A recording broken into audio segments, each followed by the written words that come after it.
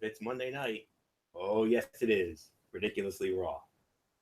Hello friends, Kudrakad, what's happening? This is Anthony, this is Ridiculously Over Gentleman Anthony Fleur here with you for another edition of Ridiculously Raw. Coming off the heels of Extreme Rules last night. We got the band back together tonight. Good old MF Michael Fletcher from the Cerebral Smack Talk. We got the Phenom Michael Bullock. And we have playing hurt tonight, and I give her a lot of credit for that. The Twisted Angel, Didi Woodson, the First Lady of the Wrestling Forum, who earlier tonight posted her own review of Extreme Rules. So give that a look-see when you have a minute. So, yeah, you know how we do it. We're going to run down the happenings of this show tonight, although there will be mass cutouts tonight. So you'll know when those come soon enough. So with that being said, let's move on. Let's start it off. Monday Night Raw was live tonight from the Mohegan Sun Arena in Wilkes-Barre, Pennsylvania, exclusively on the USA Network.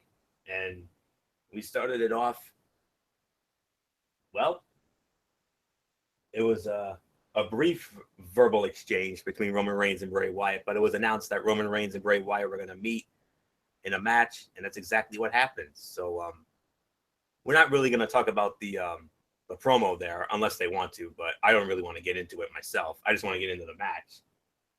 It was Roman Reigns against Bray Wyatt. Roman Reigns wins the match, 19 minutes and 35 seconds. Nothing left for me to say except this was the fight of the night, hands down. Solid 4 stars. Very good and lengthy match to open the show, with WWE getting their desired vocal reaction for Reigns. However, Bray Wyatt, once again, all bark and no bite. They can always do more to change that as the show goes on, but it's hard to fear for the rest of the 5-way competitors when Bray didn't even beat the first guy on his hit list.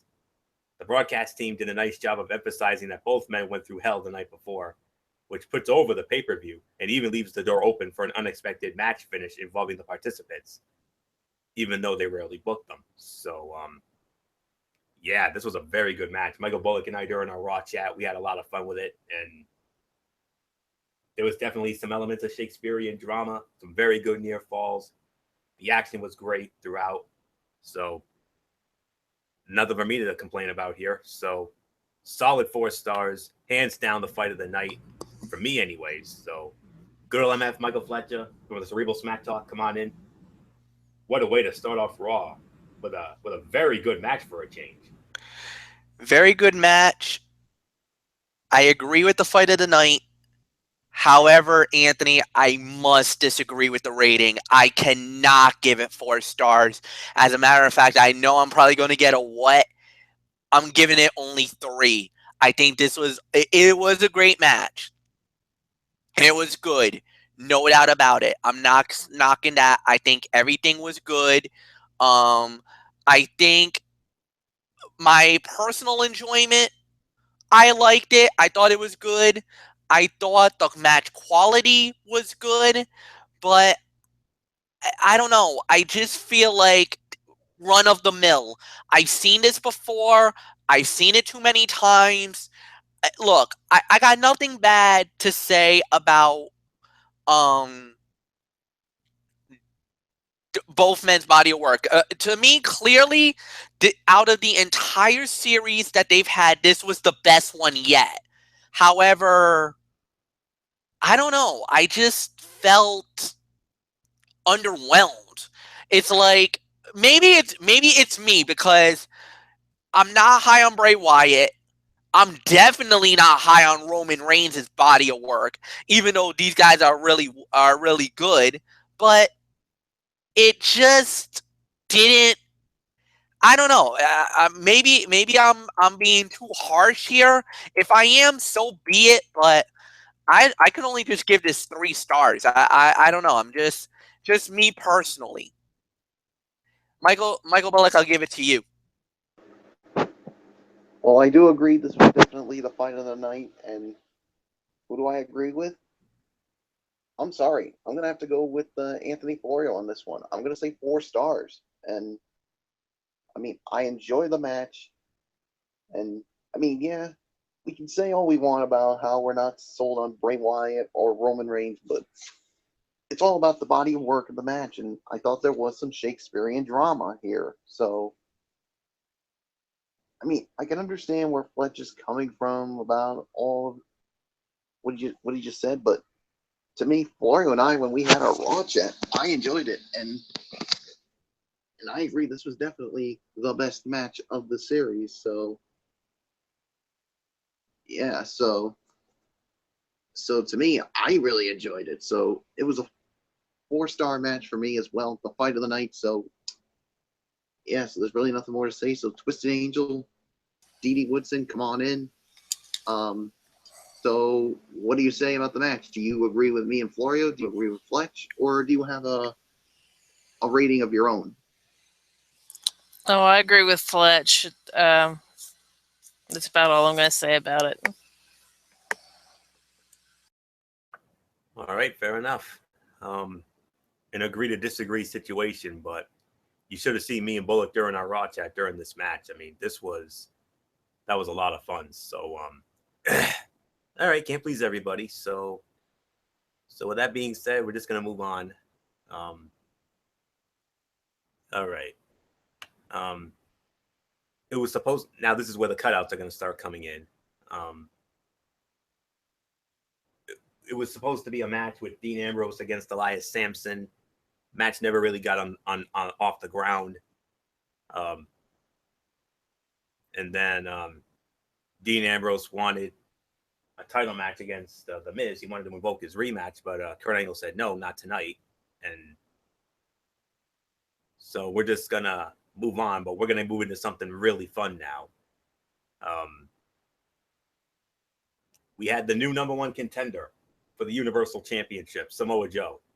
Samoa Joe came out, basically put himself over, very intense promo as always. And then all of a sudden, he was interrupted by, ladies and gentlemen, my name is Paul Heyman. Yep, Paul Heyman was there. And they had what an exchange they had. And, Heyman talked about Finn Balor and then talked about Samoa Joe, and Joe saying, I'm not afraid of Brock Lesnar, and the whole 9 yards. And then all of a sudden, Joe backs Heyman into the corner and says, I got a message for you to give Brock Lesnar. This is what he's going to see in his future. Bam. Samoa Joe locks Paul Heyman in the Coquina clutch. Whew. MF, good old MF, Michael Fletcher, there's nothing left for me to say here except, Samoa Joe better than anybody. You're one of his biggest fans. And Yep. Basically, Paul Heyman, as the fans would always say to Samoa, in regards to Samoa Joe, Joe's going to kill you, and he damn near killed Heyman tonight. He damn near killed Heyman tonight, but there's one thing you can do. Yeah, there's one thing. You could put your hands on Paul Heyman. That's fine. Are you going to put your hands on Brock Lesnar now? That's a whole different animal and a whole different person. The one person that none of us thought was going to go over at Extreme Rules went over. Samoa Joe. A little bit of surprise. A lot of us didn't think he was worthy enough of the title. Or at least of a title shot, I should say. Well, he just made himself very clear and very impactful that, yes, I am worthy enough and I want to fight the Beast Incarnate Brock Lesnar. All right. Like I said, you did it once and you took out an advocate, a walrus for all we know. But can you do that to a guy who's about 6'6", 285 pounds of Brock Lesnar, the Beast Incarnate, the Conqueror, the reigning, defending, undisputed Universal Champion? I'll tell you one thing. Combustible Elements is about to explode, and we might have to hide the women and children. I think the last time I seen Lesnar get into like a serious, legit brawl was the lead-in to WrestleMania 30 when it was him and The Undertaker, and we had everybody in the building had to break that up. From referees to officials to even WWE superstars to break it up. You're going to need the SWAT. You're going to need the Air Force. You're going to need every single military to break up Lesnar and Samoa Joe. Because let me tell you, Joe could kill the Walrus. I don't know if he's going to kill Lesnar, because I think Lesnar could easily break Joe in half. But like I said, these are two guys. You want to be a man? These are more than just be a man. These are two semi 18-wheelers about to collide, man. There's going to be some carnage next week. And boy, I can't wait. This is going to be beautiful. Michael Bullock, it's yours. This is clearly segment of the night. Well, first off, I have to correct you on something, Fletch. It was actually leading up to the matchup between Taker and Lesnar at SummerSlam. All right. I thought it was Mania, but all right. I stand corrected. Yeah. Just wanted to clear that up first. Of course. I do agree. This was the segment of the night, no doubt about it. Samoa Joe was making it perfectly clear that he has no fear of Brock Lesnar, and he's not afraid to take that trip to Suplex City, and that he wants Brock Lesnar's Universal Championship. And then out comes Paul Heyman. He cuts a very good promo, and then basically Samoa Joe tells Heyman to send a message to Brock Lesnar. And what was it? He puts Paul Heyman in the coquina clutch, and oh man, now this is how you hype a Be a Man fight like this. And this is the perfect way to do it. And all I can say is 5 weeks can't get here fast enough. Greatest Be a Man fight of all time. And if it gets a good amount of time, I know this may be speaking too soon, but we could be looking at a 5-star classic if everything goes right. But we'll just have to wait and see come 5 weeks down the road. But either way, segment of the night. There's really nothing more to say. 5 weeks can't get here fast enough. So D.D. Woodson, I give it to you.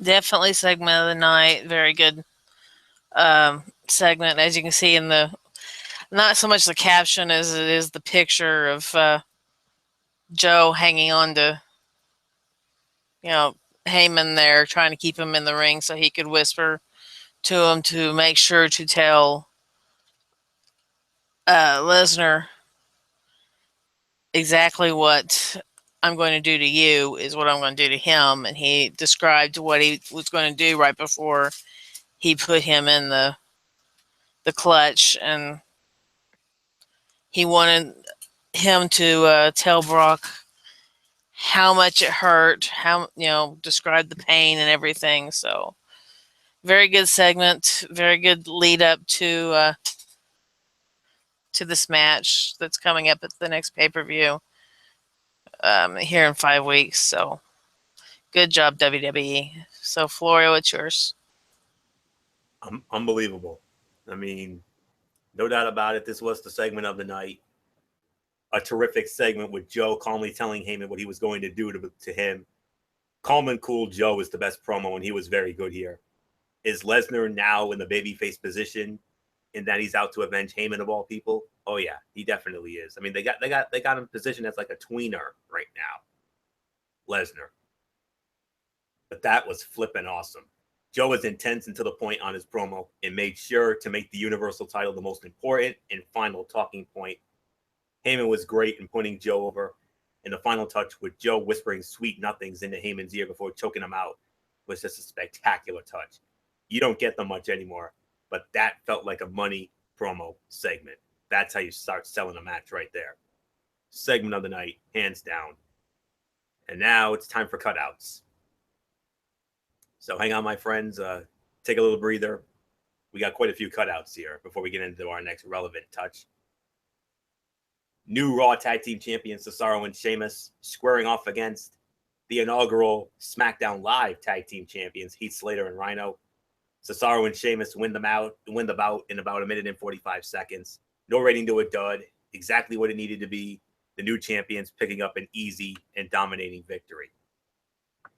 Then we had TJP squaring off against Mustafa Ali in a cruiserweight match. TJP won that in 2 minutes and 42 seconds. Another no rating to a dud. Dominating victory for TJP. But I really wish that they wouldn't have sacrificed Mustafa Ali for this, since he has an ongoing storyline with Drew Gulak on 205 Live. Bring in a local guy or bring in an NXT dude under a mask for this stuff, if you wanted to have TJP win in a squash match. And then Neville came up and told TJP that Kurt Angle said no to a title shot. But turned out he lied, because boom, Neville attacks TJP. And tomorrow night on 205 Live, Adrian Neville will defend the Cruiserweight Championship against TJP. MF, I know you don't really watch 205 Live, but I think this is one time you might want to watch 205 Live, because your boys are going to go at it for the Cruiserweight Championship. Your two favorites, Adrian Neville and TJP. And I hope and pray that this ends up being something awesome. So we'll see about that. Kalisto squaring off against Titus O'Neil. Kalisto, in 1 minute and 25 seconds, wins the match. I got to do this right. Kalisto pulling the tights and getting the win. 1 minute and 25 seconds. No rating to a dud. A short Titus match is always appreciated. And Kalisto picks up a win to follow up on last night's win over Apollo Crews in the kickoff show, which actually was a much better match. All right. Then we had The Miz, the new Intercontinental Heavyweight Champion, The Miz and Maryse. They show up for what was called The Miz's Comeback Tour celebration. And then we had some random Joe Schmo in a bear costume. Miz beat the snot out of him, thinking it was Dean Ambrose. And then we see this big box come out. And Miz, thinking Ambrose was inside the box, took a chair and just absolutely pummeled it. And it turned out to be a gift from his wife, a grandfather clock. And Maryse was so PO'd about it, she actually walked out. And then Ambrose would finally show up, dressed as a cameraman, and just goes to town on The Miz. So, all right. I don't know. Now, I just want to be sure about this. I mean, do you guys want to get into this, or do you want to just skip it? I can see Didi Woodson doesn't want to get into it. I'll take it for a spin. All right. I'll be short and brief about it, because I thought it was all right. I mean, it was good and fun. I don't have anything bad to say about it. I mean, I think the little gift things, I think, were a little bit of a over thing. But I really liked how we finally got to see Ambrose, and Ambrose has done more than one. I mean, you remember he was the security guard after Renee slapped The Miz on SmackDown, and then we had that little thing going there. So I mean, it was fun for what it was worth. But I do want to talk about that one thing, that grandfather clock, and Maryse was a little PO'd at The Miz. Miz, let me just give you some kind of advice. Now, I'm a single guy. I don't have a girlfriend, but trust me, you could go the Kobe Bryant route. Get a ring, give that to your beautiful wife, do something to get out of it. Because right now, I think Didi Woodson just said it on the chat. You're in the doghouse, son. You're sleeping with the dogs tonight, and wherever you are, you're probably not going to be sleeping in the same bed with your wife. You're probably sleeping with the dogs, or you're on the couch. Damn. That's all I'm saying. Nothing more. If we want to move on, let's move on. Talk about Fletch probably channeling his inner Ron Simmons there. But yeah, I mean, I'll actually get into it as well. I mean, I thought it was a fine segment for what it was. I mean, and Florio and I, we actually talked about this, and he'll back me up on it. And he even brought this up. He said, could there be a possibility that they split the Miz and Maurice up, and maybe Maurice goes back into the ring? I mean, could she be in the Raw Women's Division? Possibility, but we'll just have to wait and see. But you could see, I mean, Ambrose has definitely gotten into the Miz's head, and so much so, like you said, he destroyed Maurice's gift, that grandfather clock. So, yeah, you do something like that, you're in the doghouse tonight. You're probably not sleeping with her, and you're probably not even. You're either sleeping with the dogs or you're getting a couch, boy. So, nothing else to say. So, Florio, you want to take this for a spin, or should we move on? Well, I'll give a brief thought. Good and fun segment with the misdirections. Baron Box playing well until Ambrose finally revealed himself to get some revenge on Miz. So we're going to get a rematch at the earliest possible date.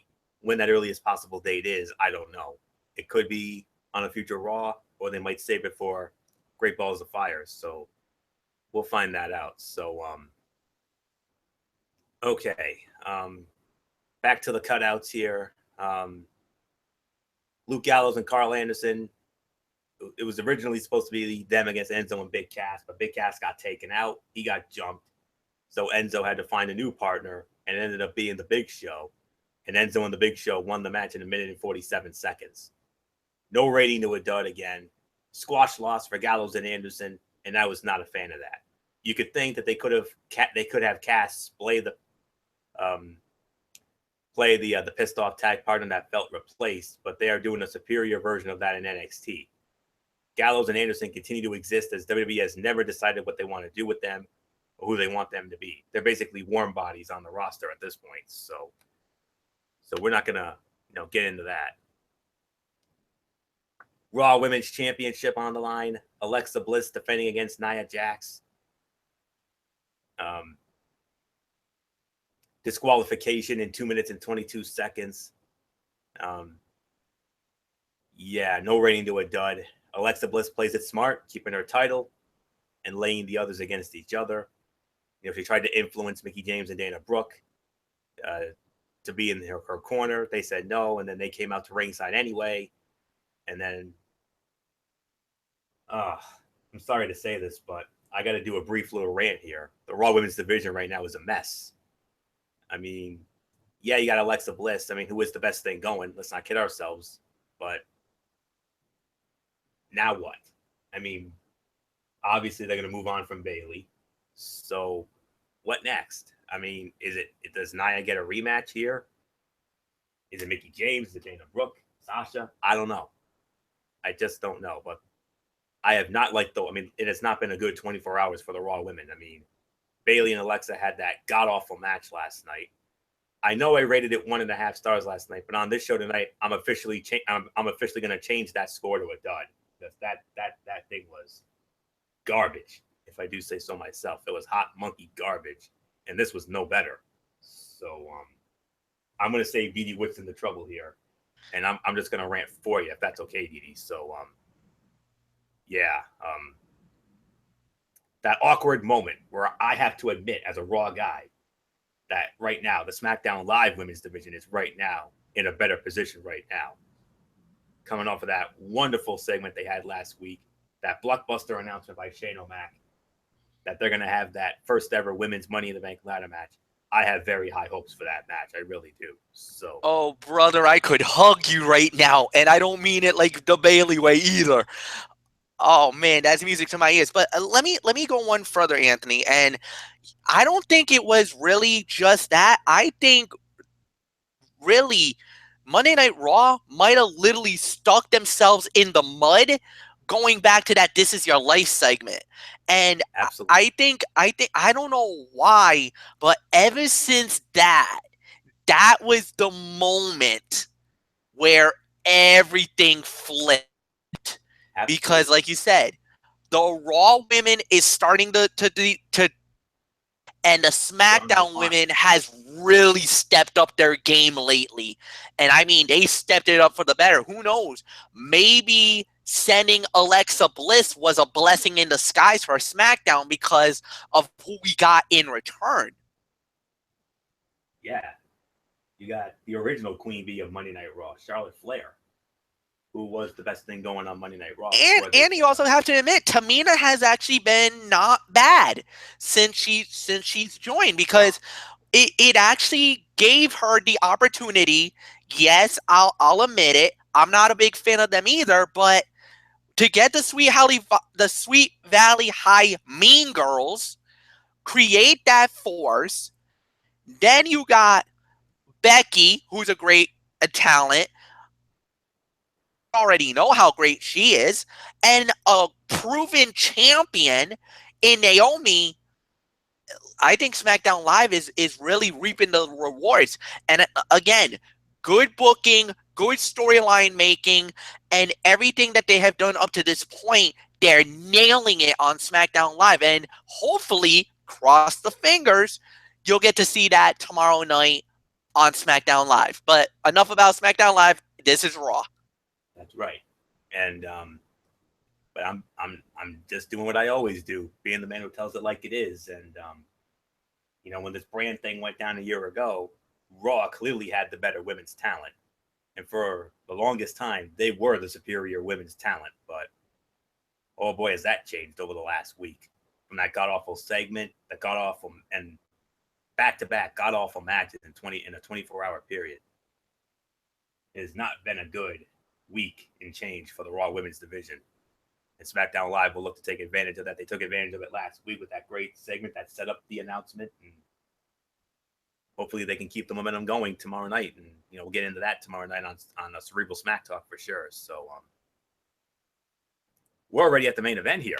Man, this thing's gone by fast. But then again, when you've got eons of cutouts, of course, it's going to go by quick.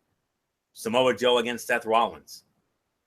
Samoa Joe wins the match 15 minutes and 45 seconds with the Coquina clutch after a distraction. Well, not really a distraction from Bray Wyatt. It was just his little juke thing, and Rollins fell for it. Joe Coquina clutched him. Joe gets the win. Rollins passed out just like Finn Balor did last night. So I believe it's Michael Bullock who actually gets to start off on this. So Michael Bullock, your thoughts on Joe and Rollins in this main event? I thought this was the second best fight of the night. I'll give it about 3.25 stars as my rating on the match. I thought the match was it was good for what it was, but it did have that little bit of an overbooked finish with the Bray Wyatt's presence being felt. But all in all, a good match, and certainly a good way to push Samoa Joe for his big match against Brock Lesnar. And of course, the announcement, Brock Lesnar is going to return to Monday Night Raw next week. And oh boy, him and Samoa Joe in the same building. Fletch, I think you're going to need those security guards to come out if these two are in the same building next week. So definitely a good match, a good match to close out what I thought was a meh edition of Monday Night Raw. So nothing else to say. Didi Woodson, I give it to you. Yeah, I give it actually about 3.75 stars. It was an all right match. It's going good until the distraction at the end. Not not much more I'm going to have to say about it. So just let's wrap it up. Well, I have to give my thoughts on it. Definitely agree. It was the second best fight of the night, 3 stars. With Joe being the number 1 contender, I would have just rather have him win clean. But transitioning to Seth Rollins versus Bray Wyatt will work. But what about Finn Balor? What about him? What is he mix in all this? Good main event overall, but it never kicked into that next gear to get to very good or great. Let me see, what else did I have? Are they more concerned with setting up Wyatt versus Rollins or the pay-per-view main event of Joe and Lesnar? Brock destroys most opponents in short order. I'd rather see Joe destroy mid-card guys in squash matches during the build-up than watch him have a competitive match with Rollins, especially since he only ended up winning thanks to a distraction. So that's all I can say on that, but it was the second best fight of the night, though. Solid 3 stars. So, MF, your thoughts on the main event? Solid fight, solid main event. Nothing more to say about that. I'm with you, Anthony, with the rating about 3. 3 stars is what I'm going to give it. This was, like I said, this was a good fight. This was a good main event. I'll say this: I really loved everything that came out of this. With him being the number 1 contender, it's fine, whatever. I guess we got our next rivalry, Rollins versus Wyatt. I don't know. We'll see what happened about that. Also you got Finn Balor to deal with. But all in all, it was a decent night for Monday Night Raw. Decent night. Nothing amazing, but it was decent. So let's get into overall review. And Didi Whitson, we'll start it off with you. Your overall thoughts on this show tonight, even though I think I have a feeling where it's going. Yeah, it wasn't that great of a show. I can't even give it a thumb in the middle. I'm going to have to really penalize them and give them a 3, since there was just not hardly anything good there tonight at all. I mean, you only had like 2 matches that were really worth anything, and 1 good segment, and 1 segment that's been pretty much kind of overdone, which would be The Miz. And how many times do we have to have somebody dressed up as somebody and do the attack type thing in a segment? I mean, come on, it's overdone. Let's have something new. But it is what it is. So Callie and I are going to say goodnight, and hopefully I'll make it tomorrow night. So good night, guys. All right, good night, Edie and Callie. We'll see you tomorrow night for another. Hopefully, we'll see you tomorrow night for Cerebral Smat Talk. Like I said earlier, fans, make sure you watch Didi's review of Extreme Rules that she posted earlier this evening. So I posted it on the Wrestling Forum Twitter account. Check it out, and Didi posted it on their Facebook. So you'll easily find a way into it, no doubt about it. So, but with all due respect, Didi Whitson, as much as I like and love you and respect you, I got to respectfully disagree with your rating. I don't think it was that bad of a show tonight. I'm going to give it 6 out of 10. I feel that 6 out of 10 is the appropriate rating for this show tonight.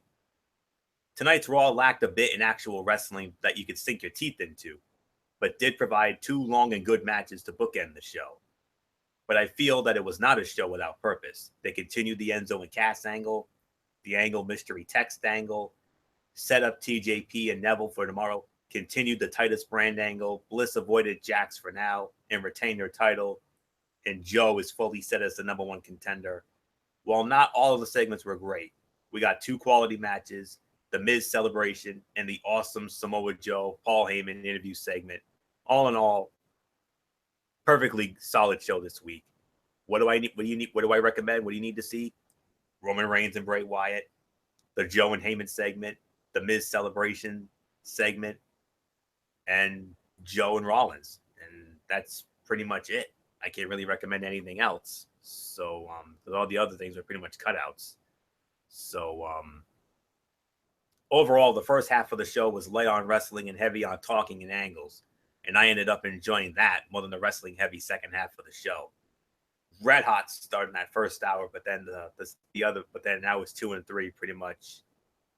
Everything after the Joe and Heyman segment pretty much went all downhill, and not in a good way. So that's it. 6 out of 10 for me. So, MF, your overall thoughts on this Raw tonight? All right. 3 out of 10. That's way. No way. I'm not gonna do that.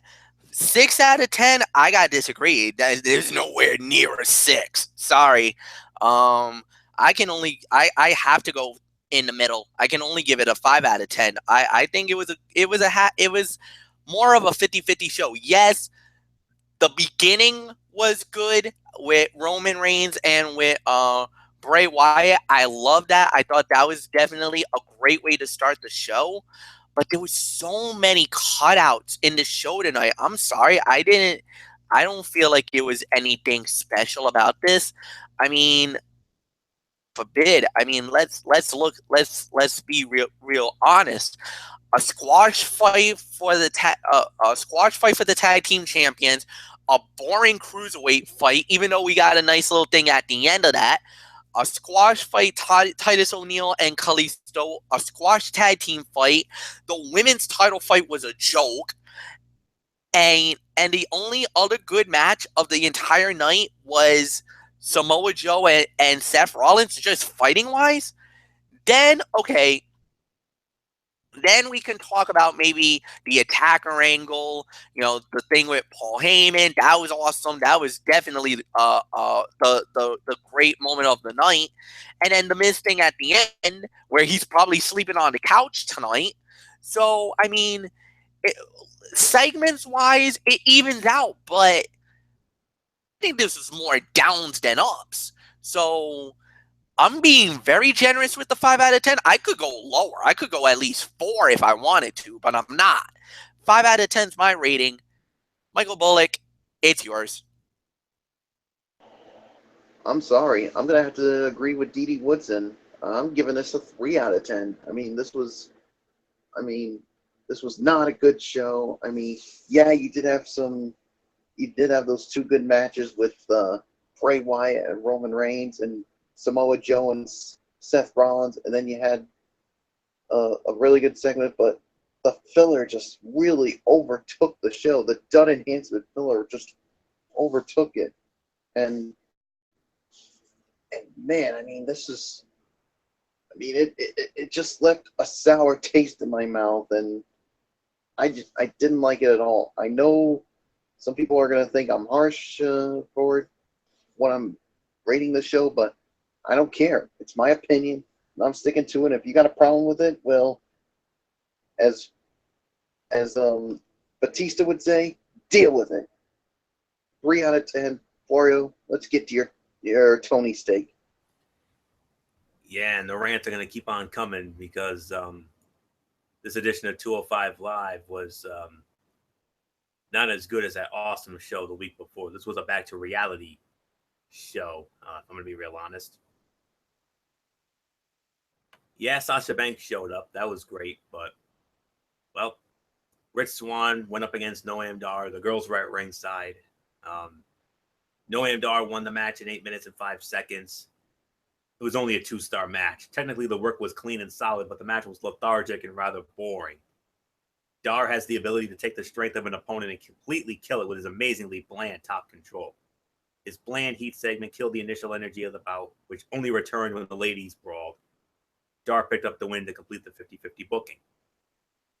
Cedric Alexander had a squash match against some guy named Corey Hollis. He won that match in 2 minutes and 40 seconds. No rating to a dud. Another effective squash as WWE works to reintroduce Alexander to the audience after his time off due to injury. And then in the main event, it was Drew Gulak against Mustafa Ali. Drew Gulak wins the match in 6 minutes.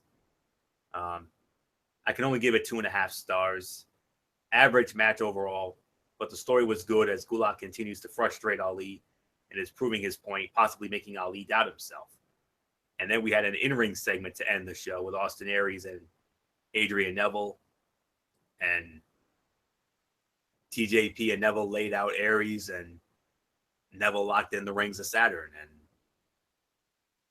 yeah, good segment. And that pretty much, I mean, it was definitely a segment of the night by default. So, all right, 6 out of 10. I can only give this show. 205 Live was one of the shows this time around where nothing was bad, but nothing was exactly good either. They did some work to sell the 2 pay-per-view matches, and Cedric continued his comeback, and they also continued Ali and Gulak. Average week, nothing must see. But tomorrow night, there is something must see. Adrian Neville, TJP, Cruiserweight Championship match tomorrow night on 205 Live. I know, MF, Bullock, I know you guys don't really watch 205 Live, but I think this is one time you two might want to watch it, especially UMF, because I know how high you are on both Neville and TJP. They are 2 favorites in the division, so definitely this would be definitely a time that you might actually want to check it out. So that's all I can say on that. Now we move on to Impact Wrestling, and well, this will be a little more positive. So that's all I can say on that. So all right. Yeah, we had the usual windbag talking segment, as I call it. Ethan Carter III had some sort of barbershop quartet band in there, but then Bruce Pritchard came out and announced that Alberto El Patron and Ethan Carter III will battle inside a 6 sides of steel match with the Global Force Wrestling Heavyweight Championship, and the title shot against Lashley at Slammiversary was on the line. In a time where the ratings need any help that they can get, you'd think that common sense would prevail and that they do their best to advertise a steel cage match beforehand with such big stakes instead of just tossing it out there. And I don't want to hear some lame-o excuse that they control the product. They could have shot an angle on last week's show at the end to justify the bout and then had a week to promote it. Just my thought. Even though the segment was fine for what it was. Impact Grand Championship on the line. Moose defending against Eli Drake. Moose wins the match via a split decision. 2.5 stars. It was a solid match, but they continued to fail in executing the round system well. There was no drama, and Moose did not look like a winner to me. Another Grand Championship match that would have been better off as a regular match, honestly. Sorry. Then we had Ali. Ali actually in a match against a newcomer by the name of Amber Nova. Ali won the match in 3.5 minutes. I'll give it 1 3/4 to 2 stars. It was not bad. Nova looked better than most of the newer women they brought in and showed some good confidence in her TV debut. And I hope that she gets some more opportunities and chances down the road. Ali picks up the win, but I do feel that we're hitting the expiration date on the cute Ali that doesn't really know how to wrestle gimmick, though. Global Force Tag Team Tournament final match. No disqualifications. LAX against the Veterans of War. The winners and new Global Force Wrestling Tag Team Champions. LAX 5150 MF. I know you got to be loving this. 7-minute match. LAX won it. 2 3/4 stars. Pretty good match with LAX playing through the rules of it well and utilizing the numbers game. The Veterans of War were okay, but this wasn't on the level of the matches that LAX has been putting on. So LAX are double champions. They are the TNA and Global Force Wrestling Tag Team Champions. Boy, are they tough to beat. I'll tell you that right now. I mean, I think this new incarnation of LAX is even better than the original. Hard for me to, can't believe I'm saying that, but it's true. I'm really loving those guys. Santana and Ortiz, they are something. X Division title on the line. Low Key defending against Andrew Everett. Winner and still X Division champion. Low Key, he wins it in 13 minutes and 35 seconds. Second best fight of the night. 3 1/4 stars. The only gripe I have is I have no idea why Everett got a title shot in the first place, considering that he recently lost a title shot in the Ultimate X match. I really wish they would have worked on that, as it is still something that hurts that division. The good news was, after a slow start, they had a very good match with a great final minute. Low Key has been motivated and a lot of fun since his return. And then the main event, the big high-stakes main event. The #1 contendership to Bobby Lashley and the Global Force Wrestling heavyweight title on the line.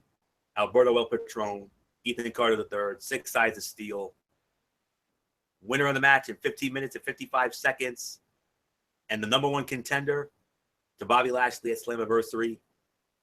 And still Global Force Wrestling heavyweight champion, Alberto El Patron. 15 minutes and 55 seconds. Fight of the night, 3.5 stars. After a slow start, they worked hard, played well off of their previous meeting, and in the end, delivered a very, very good match. Patron moves on as the new chosen one to face Lashley at Slammiversary.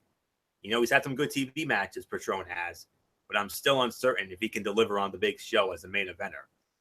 He's too hard to predict as a performer. But then again, after we've seen him in the WWE, I think he and Lashley can put on a very good World Heavyweight title match. So that's it. Overall thoughts, I'm going to give it between 6 3/4 to 7 out of 10. Another really solid show from Impact with a strong second half and nothing I would call bad. Unfortunately, while solid is certainly better than bad, the show just lacks a buzz or must-see feel to them. Maybe they'll capture that over the next 4 weeks in front of a new crowd in Mumbai, India, as they build the Slammiversary. What do you need to see? Low Ki and Andrew Everett for the X belt and the main event. I'll even give you that tag team title match, that Global Force tag team tournament final, and maybe even the grand championship. But that's really all I can give it. So 6 3/4, teetering on 7 out of 10. And for the next several weeks, they are going to be in Mumbai, India. And this is what you're going to see on the show come Thursday night. Alberto El Patron, he's going to start off with a promo, interrupted by Bobby Lashley, and then interrupted by Bruce Pritchard. And Bruce Pritchard puts both men in title matches on the show. Not against each other, but they're going to be defending their titles against hand-picked opponents of Pritchard's choosing. This is going to be a championship-heavy show. I'm going to tell you that right now. Because we're going to have another X Division championship match. Low Ki will defend against Caleb Connolly. Davey Richards will be in a squash match against some Indian wrestler named Vinash Verma. Alberto El Patron to defend the Global Force Wrestling Heavyweight Championship against Chris Adonis, formerly known as Chris Masters. A Knockouts title match. Rosemary will defend the title against Laurel Van Ness. And then in the main event for the Impact World Championship, Bobby Lashley will defend against the Moose. So there's your Impact Wrestling for this week. So Thursday night, 8 o'clock, Pop Television. Check it out. Even though it's going to be going head-to-head with Game 5 of the, or I should say pivotal Game 5 of the Stanley Cup Finals, now that the Nashville Predators took care of business again and even that series at 2 games apiece. So that all goes down Thursday. So that's it. We're done. Ridiculously Raw is over for this week already. Time flies when you have mass cutouts. So we're gonna have our shout outs now. So Bullock, MF, whoever wants it first. I see MF's ready. So MF, start it off with your shout outs, then give it to Bullock, and then I'll wrap it up. All right. First off, I want to say thank you to all the great fans out there for making the show as amazing as it is. You guys are the best fans in the world. Like the video, leave a comment, and subscribe to Anthony Floyo's Mr. Code 225 on his page, as always. And tomorrow night is another edition of Cerebral Smack Talk, SmackDown Live. Oh, the Tone 25. Well, it used to be Mr. Code 225 back in the day, right? I have 2 channels.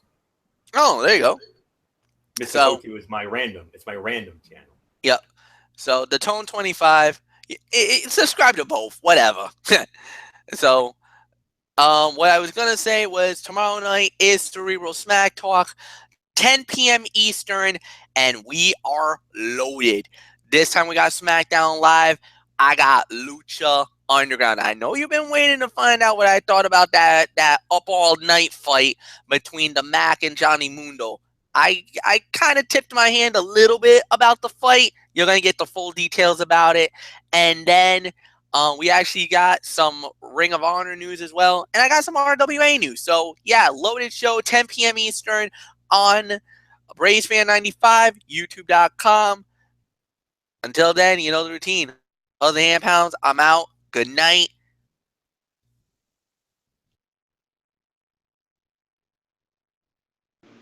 Yes, of course, shout out to all of our tremendous fans and viewers out there who continue to support our shows, whether it's this, the Cerebral Smack Talk, or Strictly Sports. It doesn't matter. We really appreciate it. We thank you for tuning in tonight. And, of course, shout outs to all of our super fans. You guys know who you are. Shout outs to all of our friends from our high school days. You guys know who you are. So, yeah, so there's really nothing more to say. So, until tomorrow night for the Cerebral Smack Talk, this is the Phenom Mike Bullock saying thank you all so very much for tuning in. Of course, you know the routine. Thumbs up. Talk to you later. Yeah, throw it a Fortune Board style. Bye for now, my friends. And have a good night, everyone. And so there's really nothing more to say. So, Wario, take us home. We'll do, Bullock. Of course, special shout out to all of our tremendous fans and viewers out there who continue to make our shows as over as they are. We appreciate it as always. We're the best fans in the world, hands down. Of course, an extra special shout out to Dee Dee Woodson for coming on tonight, despite still battling her headache issues, but and she also did that great video earlier this evening, so check it out, her Extreme Rules recap on her YouTube channel. Of course, shout out to the rest of the Woodson family. Of course, Matt Ward, Jason Hicksonbaugh, Daniel Luttrell from the UK, our other first ladies, Kaiser Butler, Megan Silva, and Lexi Calloway, and of course our other crew members, Tommy Souza, Eric Carrier, Jimmy Alden, Albert Anderson, and Rob Parsons, and of course the man himself, Derek Ferreira, Hardcore Pipe Bomb, and that's it. I'll save the rest of my shout outs for Friday night. So future content coming up, of course, tomorrow night, 10 p.m., like MF said, on Braves Fan 95, his channel. It will be the Cerebral Smack Talk. We'll review SmackDown Live, headlined by that huge match. The United States Heavyweight Champion, Kevin Owens, one-on-one with Shinsuke Nakamura. Oh, my goodness. That thing is going to be hella fun. I cannot wait to see how that turns out. And then is Mikey's Mindset with the Lucha Underground. Very anxious to hear what he has to say about that all-night match with Mundo and the Mac for the Lucha Underground Championship. And then Friday night, we got Strictly Sports. The docket came out about an hour ago, and Bullock and I already know it, but MF, you're hearing this for the first time. Here's the docket for Friday night. We'll talk about Tiger Woods. Tiger Woods getting arrested for the DUI. Albert Pujols with his 600th career home run. Edinson Volquez pitching a no-hitter. We'll talk about the suspensions to Bryce Harper and Hunter Strickland regarding that base brawl they had last week on Memorial Day, of all days. I don't know why. Yes, MF will have his recap of UFC 212, his full recap. Michael Bullock, you'll share your experiences from the Special Olympics State Summer Games. And then we'll close it out with our newest Major League Baseball power rankings. Will the Houston Astros still be number one? You'll have to tune in and find out. So that's at 10:30 Friday night, and then right back here next week for Ridiculously Ross. So that's it. So thank you all so very much for tuning in. And until tomorrow night for the Cerebral Smack Talk, it's the ridiculously over gentleman Anthony Florio here. For good old MF Michael Fletcher, for the Phenom Michael Bullock, and in spirit the Twisted Angel Dee Dee Woodson, and the Hardcore Pipe Bomb Derek Ferreira. You know the routine, everybody. Thumbs up. Kukurada. Talk to you later. Yeah. Throw it up Fortune 4 style. Bye for now, my friends. God bless. Be good to each other. Have a blessed Tuesday. And until tomorrow night for the Cerebral Smack Talk over on MX channel, Braves Fan 95 at 10. You've been watching Ridiculously Raw right here on the Tone 25 on YouTube.com. And remember, no matter what anyone tells you, wrestling is indeed actually real. Good night, everybody. And kukurada.